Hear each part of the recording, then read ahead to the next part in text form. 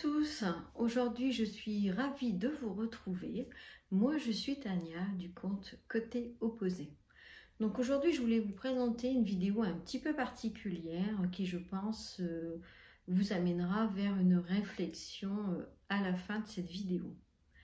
Alors tout de suite, pour ne pas vous mentir, j'ai préparé des petites notes. J'ai bien travaillé, j'ai potassé mon sujet. Parce que bien évidemment, je ne veux pas dire n'importe quoi. Donc ne vous inquiétez pas si vous me voyez en train de chercher un peu ce que je dois dire.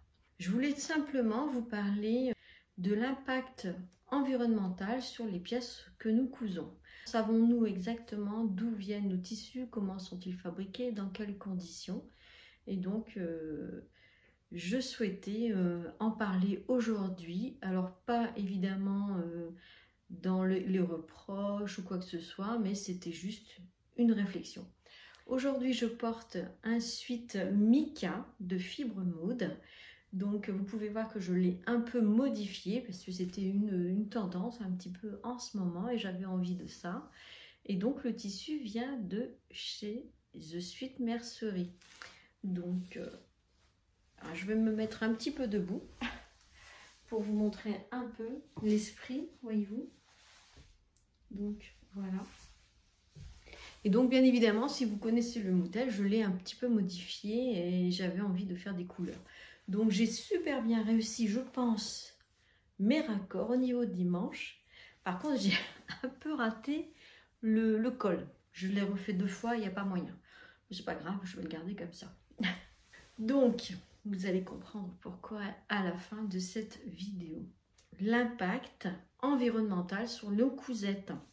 Donc, je souhaitais parler un petit peu aussi des viscoses, etc. Donc, j'ai envie de classer par ordre les matières que nous pouvons utiliser dans nos cousettes, on va dire de la plus polluante, apparemment la moins polluante. Moi, j'avoue que j'étais un petit peu surprise, mais c'est vrai qu'on ne pense pas forcément toujours à tout. Donc je dirais en 5e position le coton. Et le coton, pourquoi le coton? Tout simplement parce que le coton consomme énormément d'eau pour sa culture et donc quelque part il est très polluant et aussi la matière humaine pour la fabrication parce qu'on sait très bien que j'ai déjà vu un reportage à la télé sur envoyé spécial, je ne sais plus, et c'était cueilli d'ailleurs, enfin je veux dire cueillir parce que ce sont des fleurs de coton par des femmes et des enfants en Ouzbékistan. Certes, elles arrivent chez nous avec un certain label, mais bon, si vous avez vu le reportage, je ne vais pas vous le refaire ici. Et donc nous pouvons trouver en 4e position la viscose de bambou. Alors là, elle consomme moins d'eau, mais un peu plus de solvant. Donc voilà. En 3e position, nous allons trouver les matières un peu plus synthétiques, on va dire. Donc vous avez le tencel, le cupro, le modal, la proviscose, apparemment c'est une nouvelle matière, et la viscose. Donc dans le tencel, on peut utiliser 20% de nos vieux vêtements. On ne le sait pas toujours, mais quand nos vieux vêtements sont recyclés, donc 20% partent dans la fabrication du tencel. Et ensuite, on fait un mélange avec des solvants, encore une fois. En 2e position, nous avons le lin. Et le lin est sans pesticides, c'est une plante herbacée. D'ailleurs, à ce sujet, j'ai aussi déjà posté une petite vidéo sur le lin. Si vous souhaitez la revoir, je vous mets le lien ici. En 1re position, nous allons trouver le chanvre. J'avoue qu'en préparant un petit peu cette vidéo, je mélangeais un petit peu le chanvre et le lin. Pour moi, c'était la même chose, mais visiblement, ce sont 2 matières différentes. Donc, le chanvre est une plante sous-espèce du cannabis. Très intéressante. Il faut savoir, c'est que dans le chanvre, c'est vraiment... J'en ai déjà entendu parler à plusieurs occasions. Et le chanvre, c'est, on va dire, la plante de l'avenir. Tout simplement parce que déjà, c'est une plante qui ne consomme pas énormément d'eau pour pousser. Elle pousse à l'état naturel. Elle peut pousser à l'état sauvage, mais aussi en culture, bien évidemment. Et donc, dans le chanvre, nous utilisons tout. Alors, bien évidemment, ça peut faire sourire parce qu'on parle évidemment du cannabis. Mais le cannabis, il a aussi des vertus thérapeutiques en médecine. Ce n'est pas le sujet de cette vidéo, mais c'est quand même bon à savoir. pour forcément gérer la douleur, etc. Contrairement à ce qu'on peut penser, on l'utilise quand même. Donc après, on utilise toute la tige. Donc la tige, elle se tisse et on peut en faire des vêtements et des choses comme ça. J'ai d'ailleurs récemment acheté un jean à mon mari de la marque Levi's. Et sur l'étiquette, il était écrit, genre, je ne me rappelle plus du pourcentage, mais il était fabriqué à base de chanvre. Il n'est pas moins vrai que lorsque l'on achète des marques où on paye plus cher le vêtement, on se rend compte que quand même certaines marques font l'effort d'essayer de trouver des matières plus durables. Ensuite, nous avons aussi dans les matières la soie. Alors la soie, c'est une spécialité de Lyon, la soierie de Lyon, je ne sais pas si ça vous parle, mais c'est une spécialité de leur région. Alors la soie, c'est encore aussi un autre critère, puisque c'est fabriqué à partir d'animaux, des vers à soie. Et donc depuis quelques années, c'est pareil, c'est un petit peu décrié, parce que forcément on utilise un animal, le ver à soie.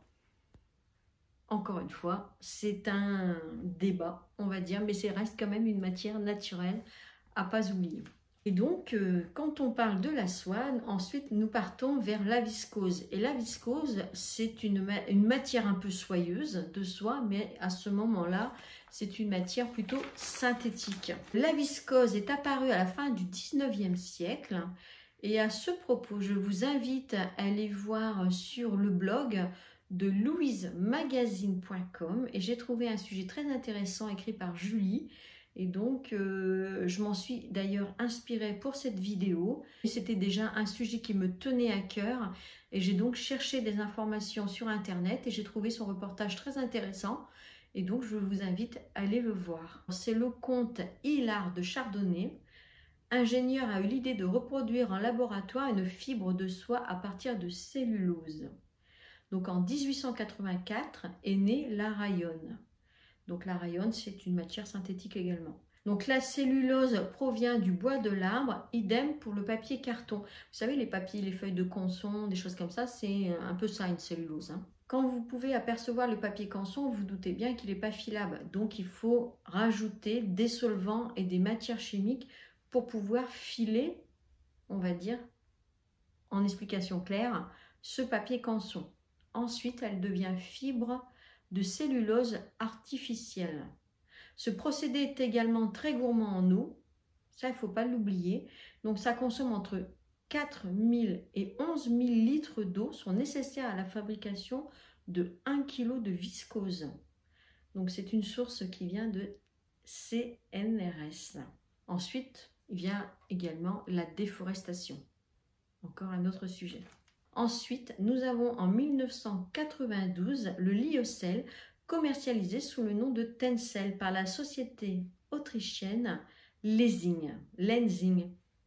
Le lyocell utilise un solvant non toxique et recyclable et la cellulose est issue de forêts certifiées. Après, nous avons le cupro. Alors, je vous invite vraiment à aller lire l'article de Julie sur louisemagazine.com. Elle explique vraiment tout le procédé du cupro. Et donc, en gros, je vais vous dire, le cupro est inventé par la société japonaise Asahi Kasei Corporation.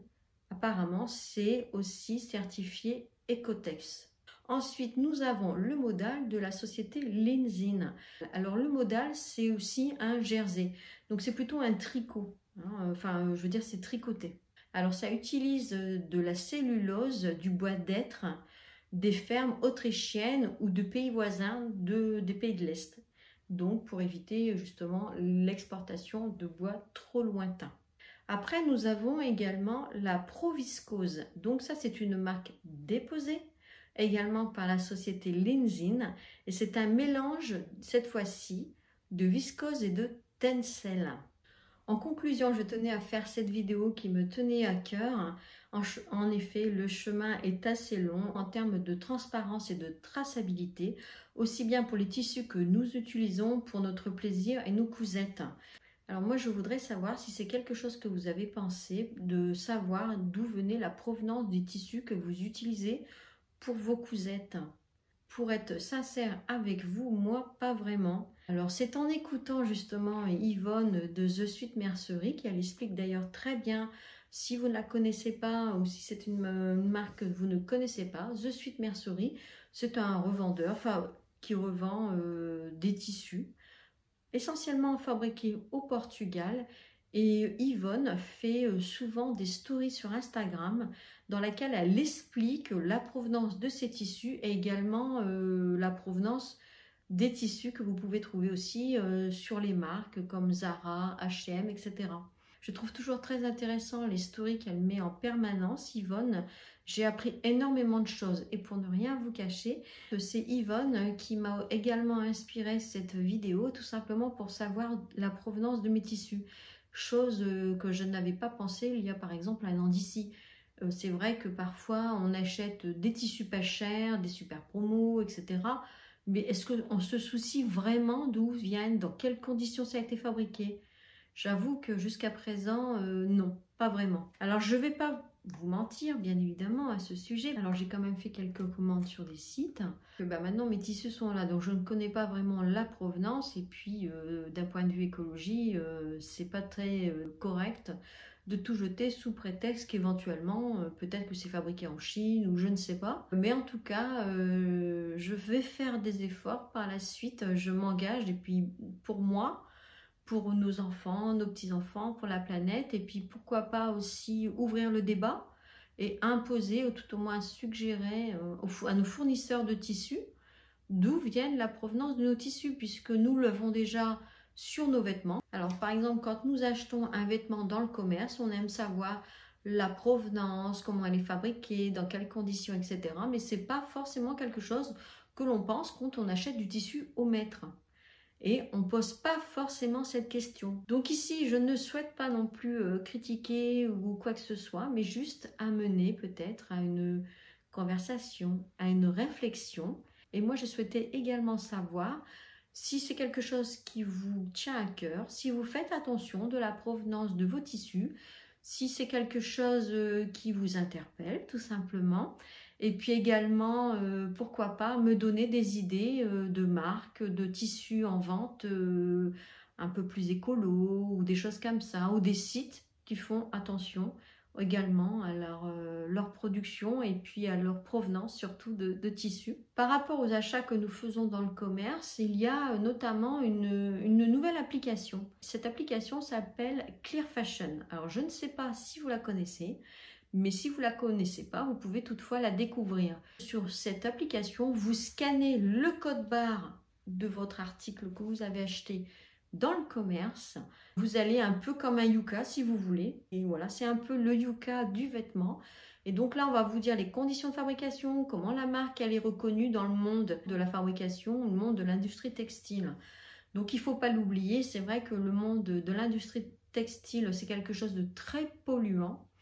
Et donc moi, en faisant une démarche de cousette à domicile, je me suis dit, oh cool, je ne vais plus polluer. Malheureusement, le sujet n'est pas si facile et si simple que ça, tout simplement. C'est vrai qu'on ne pense pas toujours à tout, mais bon, c'est la vie, c'est comme ça. Il faut peut-être coudre moins, acheter moins ou je sais pas. Donc merci en tout cas de me mettre des commentaires à ce sujet. Il n'y a pas de souci, j'ai toujours beaucoup de plaisir à vous lire. Pour ceux qui ne me connaissent pas et qui me découvrent aujourd'hui, vous êtes les bienvenus. Si cette vidéo vous a plu, mettez un petit pouce, un commentaire.